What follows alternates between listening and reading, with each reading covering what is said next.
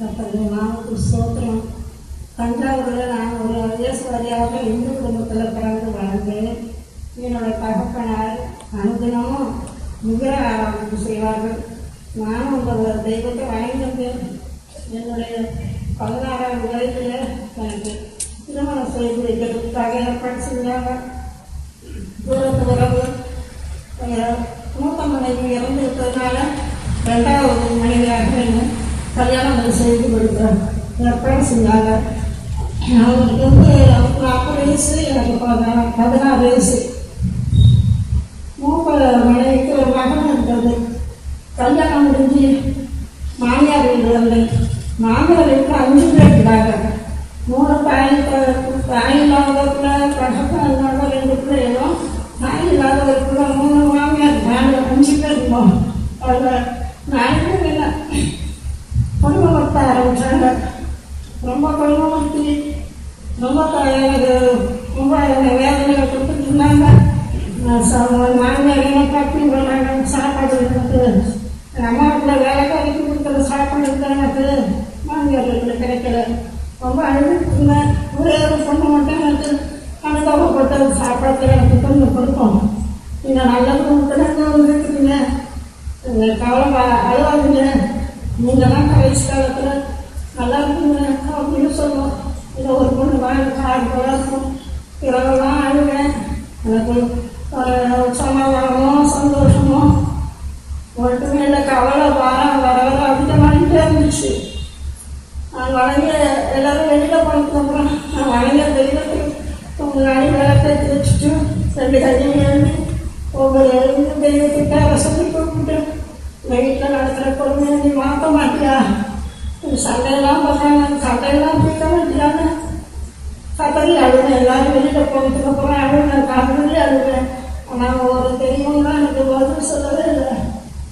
ஒரு நாள் வித்தியாசம் எனக்கு கொஞ்சம் நேரத்துக்கு அப்புறம் குழந்தைங்க 5 பேர் 5 குழந்தைங்க இருந்தாங்க. எங்கள் அம்மா வீட்டில் வந்து யாரும் வரக்கூடாதுட்டாங்க.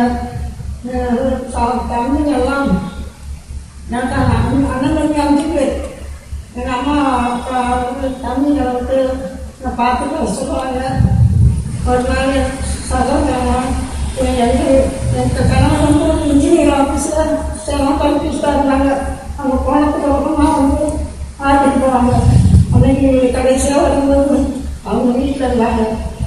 அதில் சகோதரர் அழைச்சிட்டு போய் இதெல்லாம் வாழ வைக்க மாட்டேன் அப்படின்னு சத்தமாக சொல்லிட்டு வேலைக்கு போயிட்டாங்க.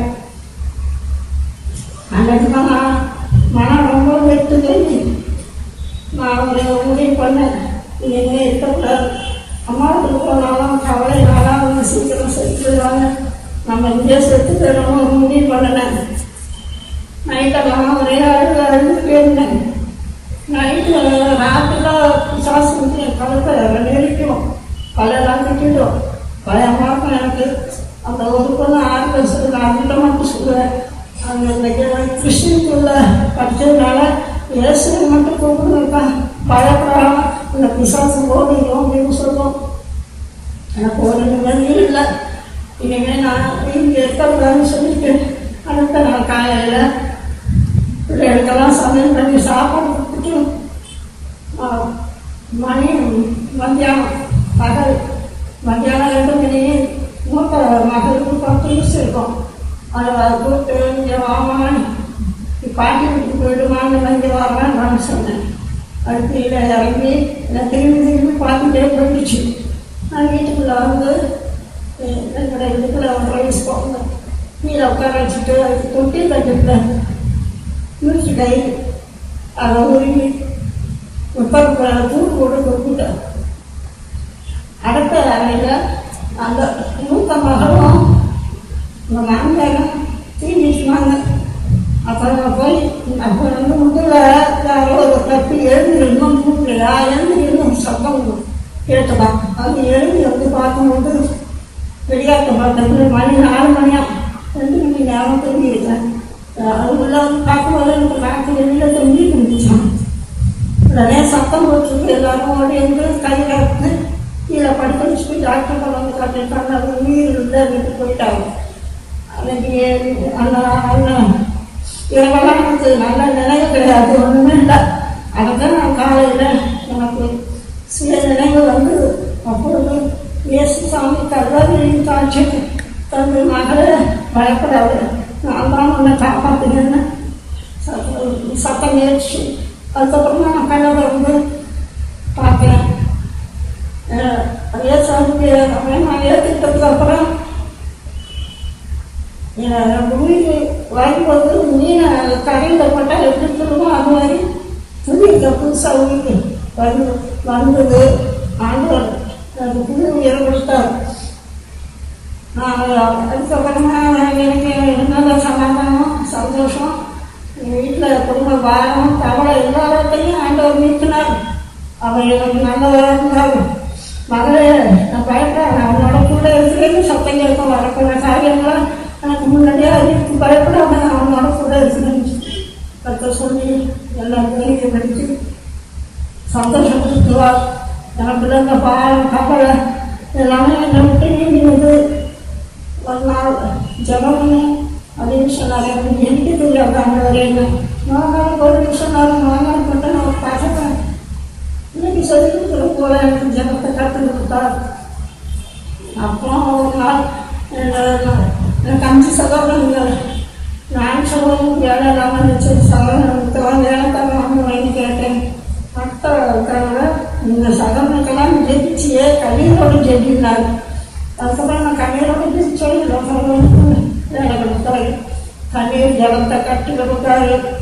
அதிகாலையில் 4 மணி எடுக்காங்க, காட்டி 4 மணி எழுந்து ஜெயி அப்படின்னு கட்டி கொடுத்தாரு. இன்ன வரைக்கும் அந்த ஜவன் எனக்கு ஆட்டோ கட்டு கொடுத்தது. இன்ன வரைக்கும் எனக்கு செய்து நான் இன்ன வரைக்கும் ஜெயிச்சு போகணும். அதிகாலையில் தப்புறமும் சந்தோஷமும் குடும்பத்தில் எல்லாரையும் சத்துரம் உங்கள் வீட்டாளர்களோட சத்துரம் பார்த்து கொண்டு வருதுன்னு சொன்னார். என்னை அடிச்சு குடும்பத்தினா எங்கள் மகளை வச்சுட்டு அபிஷேகித்தார். இன்னும் எனக்கு மாற்றம் அப்படி மகள் 2 பேரையும் வச்சுட்டு அபிஷேகித்தார். கத்துக்கு சோத்திரம். குடும்பத்தில் பெரிய சமாதானம், சண்டைகள்லாம் நீக்கி ஆண்டவர் சமாதானத்தை கொடுத்து இந்துக்கள் மக்கள் அவரோட நாமத்தை மகிமைப்படுத்தினார். என்னுடைய ஆளுநர் கத்தில் அபிஷேகித்தார்கள். அந்த ஆராய்ச்சிப்பட்டு அபிஷேகம் பெற்றுக்கொண்டாங்க. கத்துக்கு சோத்திரம். இன்னும் எனக்கு எத்தனையோ வியாதி இருந்தது. ஆச்சரியமான சுத்தத்தை கொடுத்தார். கொரோனா தென்னமரை பறிச்சு தேங்காய் விழுந்து தலையில் ஒரு சேபமும் நல்லபடி காப்பாற்றினார். ஒரு தடவை மூக்கு வலி நல்லா கஷ்டப்பட்டு படுக்கையில் இருந்தேன். ஒருத்தர் வசதி இல்லாமல் எழுத முடியாது. அப்போ வானத்தை சுவாமி தோன்றி என்னோட கிருபையும் சமாதானமும் முன்னோடு இருக்குன்னு சொல்லிட்டு மறைஞ்சாரு. அதுக்கப்புறம் நான் எழுந்து நடக்கலாங்க. இது ஒரு வியாதியானது. கத்தல் ஆச்சரியமான சுகத்தை கொடுத்தார். ஜனவரி மாதம்ல எனக்கு மூச்சுத்திறன் வந்தது. அதுலேருந்து எனக்கு கத்தல் நல்ல சுகத்தையும் ஜலத்தையும் கொடுத்து அந்த ஆண்டவர் ஆச்சரியமான சுகத்தை கொடுத்தார். எவ்வளோ கஷ்டம் அவங்க எல்லாவற்றையும் நீக்கி ஆண்டவர் கடைசியாக என் கணவர் நான் மன்னிச்சுட்டாண்டவரே, அறியாமல் செஞ்சதெல்லாம் மன்னிச்சு நரகத்துக்கு போக்காது ஆண்டவரே. நானும் பிள்ளைலாம் பரவாயில்ல, அவங்க மட்டும் நரகத்துக்கு போக்கா அவங்கள வைக்கணும்னு சொன்னேன். ஜெயிச்சேன். நான் வாக்கு வேணும், நான் ரட்சியாமல் இருக்கணும் அப்படின்னு சொன்னார். ஒரு நாள் அவங்க ரட்சிக்கப்பட்டாங்க. நம்ம கடைசியோட ஜெயிச்சு விட்டாங்க. நான் சந்தோஷமாக ஏற்றுக்கிட்டாங்க. அதுக்கப்புறம் அவங்க வயசு 95 வயசுல அவங்க மாறிட்டாங்க. இன்னைக்கு வச்சாலும் நான் பகவத்தை கத்தனோடு இருக்கணும்னு நம்பிக்கை கத்துக்கிற நாமத்துக்கு ஸ்தோத்திரம். இயேசுவே நாமம் ஜெய நாமம் நேசிக்க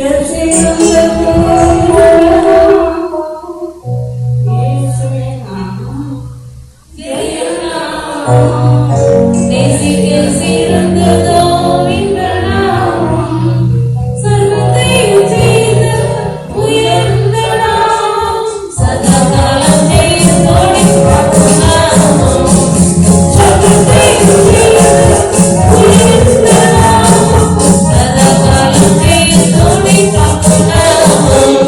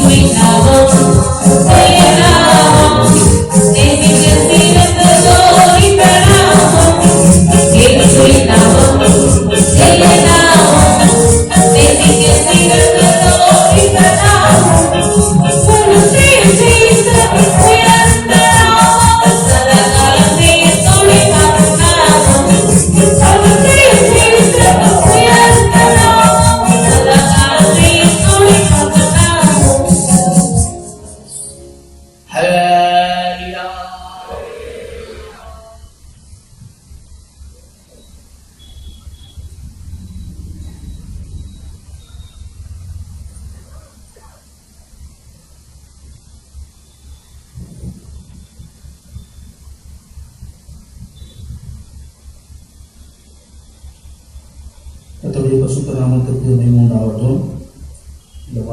இந்த நாட்கள் நடக்க வேண்டிய